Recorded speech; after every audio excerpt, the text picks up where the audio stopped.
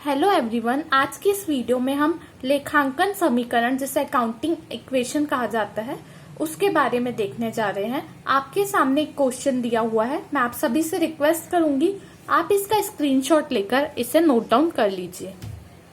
चलिए अब हम चलते हैं सॉल्यूशन की तरफ। देखिए, लेखांकन समीकरण का फॉर्मूला क्या है? संपत्तियां बराबर दायित्व प्लस पूंजी। जैसा कि चिट्ठे में होता है, एक साइड पूरी संपत्तियां रहती है जिसका टोटल दूसरी साइड दिया दायित्व और पूंजी के टोटल के बराबर होता है। तो वही इस इक्वेशन का कहना है।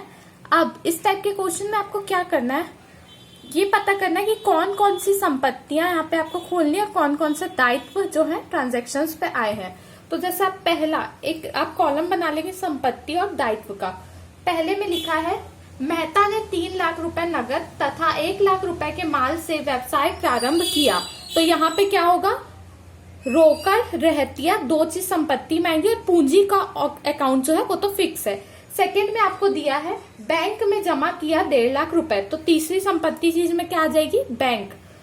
उसके बाद थर्ड वाले में दिया आपको फर्नीचर खरीदा और चेक से भुगतान किया। तो यहाँ पे नया क्या जुड़ जाएगा, फर्नीचर। बैंक तो आप पहले ही खोल चुके हैं। फोर्थ में आपको दिया है 80,000 का माल नगद एवं 70,000 का माल उधार खरीदा। रहतिया पहले ही आप संपत्ति में खोल चुके हैं और जो आप नगद में पेमेंट करेंगे उसके लिए रोकड़ आप पहले ही खोल चुके हैं। उधार में जो पेमेंट करेंगे उसके लिए दायित्व साइड में देनदार आपको जो है लिखना है। 5वें नंबर में लिखा है 18,000 की लागत का माल 20,000 में उधार बेचा। तो यहाँ पे क्या हो रहा है, आपका रहतिया पहले ही खुला हुआ है और उधार में बेचा, तो यहाँ पे क्या आ जाएगा आपका संपत्तियां। 6वें पॉइंट में दिया है आपको व्यक्तिगत उपयोग के लिए 25,000 की राशि आहरित की। तो आहरण जो किया गया वो पूंजी में से घटाया जाएगा और रोकड़ जो कम होंगे, रोकड़ आप पहले ही लिख चुके हैं। तो इस तरीके से आपको पहले लिखना है कौन कौन सी संपत्ति में चीजें आपको लिखना है और दायित्व में क्या क्या चीजें आपको लिखना है। इसके बाद आप इस तरीके से इक्वेशन लिख लेंगे। पहले कॉलम में रहेंगे ट्रांजैक्शन के नंबर, यहाँ पे संपत्तियों के नीचे जिससे संबंधित है और दायित्व से संबंधित चीज और पूंजी यहाँ पे आप लिखेंगे। पहला वाला जो है मेहता ने 3 लाख रुपए नगद तथा 1 लाख रुपए के माल से व्यवसाय प्रारंभ किया। तो पहला ट्रांजैक्शन आप यहाँ पे लिखेंगे।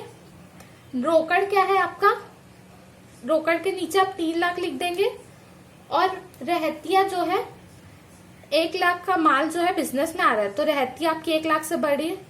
बाकी बैंक फर्नीचर देनदार को पहला ट्रांजैक्शन प्रभावित नहीं कर रहा, ना ही लेनदार को। पूंजी मालिक कुल मिला के पैसा या रहतिया कितना इन्वेस्ट करा बिजनेस में, 4 लाख का। अब इसके बाद अगला आपको सेकंड नंबर पे क्या दिया है, बैंक में जमा किए 1.5 लाख रुपए। तो यहाँ से क्या होगा, आपका रोकड़ 1.5 लाख रुपए से कम हो जाएगा और रहतिया प्रभावित नहीं होगी। आपका बैंक बैलेंस 1.5 लाख रुपए से बढ़ जाएगा। तो आप बैंक के नीचे 1.5 लाख रुपए लिख देंगे। फर्नीचर देनदार को प्रभावित नहीं करेगा, ना ही लेनदार और पूंजी को। अब इसके बाद देखते हैं हम कि रोकड़ और सब चीजों में कितना चेंजेस आया। तो रोकड़ अब आपका हो जाएगा 1.5 लाख रुपए का, रहतिया है आपका 1 लाख रुपए का, बैंक बैलेंस है आपका 1.5 लाख रुपए का, फर्नीचर देनदार का बैलेंस 0 है, लेनदार का बैलेंस 0 है और ये है आपका 4 लाख रुपए का। अभी तक आप देखेंगे तो यहाँ का भी टोटल 4 लाख आ रहा है, यहाँ का भी टोटल 4 लाख आ रहा है। अब तीसरा जो आपका ट्रांजैक्शन दिया है वो दिया है फर्नीचर खरीदा और चेक से भुगतान किया 30,000 रुपए। चेक से भुगतान करे इसलिए रोकड़ प्रभावित नहीं होगा, रहतिया से संबंधित नहीं है। बैंक बैलेंस आपका 30,000 रुपए से कम हो जाएगा चेक से पेमेंट करने के कारण। फर्नीचर आपका 30,000 से बढ़ जाएगा। बाकी किसी भी चीज को ये प्रभावित नहीं करेगा। अब आप यहाँ पे लिख देंगे 1.5 लाख रुपए आपका आ जाएगा रोकड़ का टोटल। इसी प्रकार से हम देखेंगे कि आपका रहतिया का टोटल कितना हो गया, 1 लाख रुपए। आपका बैंक बैलेंस 1.5 लाख से कम होके कितना हो जाएगा, 1,20,000 रुपए। फर्नीचर हो जाएगा 30,000 का, देनदार अभी तक नहीं है, लेनदार भी नहीं है और पूंजी है आपकी 4 लाख रुपए की। फोर्थ ट्रांजैक्शन आप देखेंगे तो 80,000 का माल नगद और 70,000 का माल उधार खरीदा। तो यहाँ पे नगद में पेमेंट करेंगे तो रोकड़ 80,000 से कम हो जाएगा। रहतिया, नगद और उधार मिला के हम कितने की खरीद रहे हैं? 1.5 लाख रुपए की। इसके साथ बाकी यहाँ की कोई भी चीजें प्रभावित नहीं होंगी। आपके लेनदार बढ़ जाएंगे कितने से? 70,000 रुपए से। वापस से हम टोटल चेक कर लेंगे कितने में कितना चेंजेस आया। तो अब आपका रोकड़ हो जाएगा 70,000 का, रहतिया हो जाएंगी आपकी 2.5 लाख रुपए की, बैंक बैलेंस आपका 1,20,000, फर्नीचर है 30,000 का, और अभी तक किसी भी प्रकार का देनदार नहीं है। लेनदार है आपके 70,000 के, और आपकी पूंजी है 4 लाख रुपए की। इसके बाद 5वां ट्रांजैक्शन हम देखेंगे। 18,000 की लागत का माल 20,000 में उधार बेचा। उधार बेच रहे हैं, रोकड़ नहीं आ रहा है। माल रहतिया हमेशा किससे कम करेंगे आप? लागत मूल्य से। लागत मूल्य कितना है? 18,000 रुपए। इसके बाद पैसा, बैंक बैलेंस भी आपका कुछ अफेक्ट नहीं होगा क्योंकि पैसा आपको नहीं मिल रहा है। फर्नीचर से प्रभावित नहीं होगा। देनदार, देनदार कितने के हो जाएंगे? आप उधार माल बेच रहे हैं तो 20,000 के। हमेशा याद रखना, विक्रय मूल्य लेंगे आप ग्राहक से, 20,000 लेंगे तो यहाँ पे हम क्या लिखेंगे? 20,000 हमने देनदार में लिख दिया। लेनदार वैसा ही रहेगा। याद रखना क्या चीज? आप 20,000 का में माल बेच रहे जिसकी लागत कितनी थी? 18,000 रुपए। तो 2,000 का ये क्या होगा? लाभ। लाभ किसको मिलता है? पूंजी में जोड़ा जाता है, मालिक को मिलता है। तो 2,000 का लाभ आप पूंजी में जोड़ देंगे। वापिस से आप सारी चीजों के बैलेंस जो है चेक करेंगे तो रोकड़ आपका है 70,000 का, आपका रहतिया हो जाएगा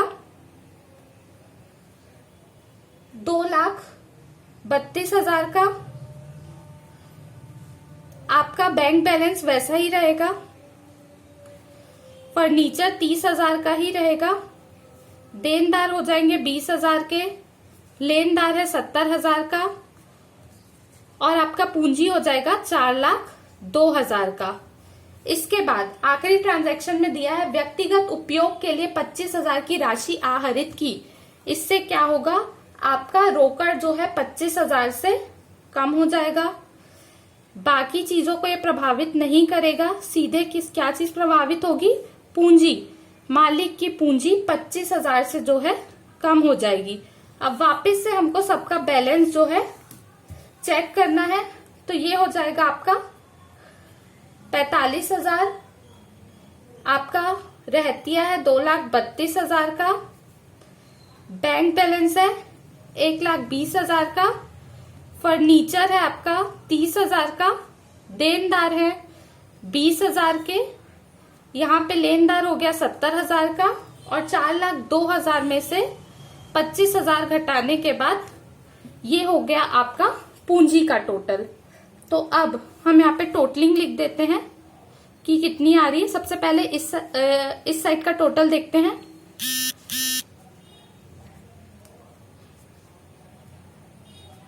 ये आपने लिख दिया। आप इस साइड का भी टोटल करके देखेंगे तो आपका अमाउंट जो है सेम आ रहा है। तो इस प्रकार से बनाया जाता है लेखांकन समीकरण। Thank you very much.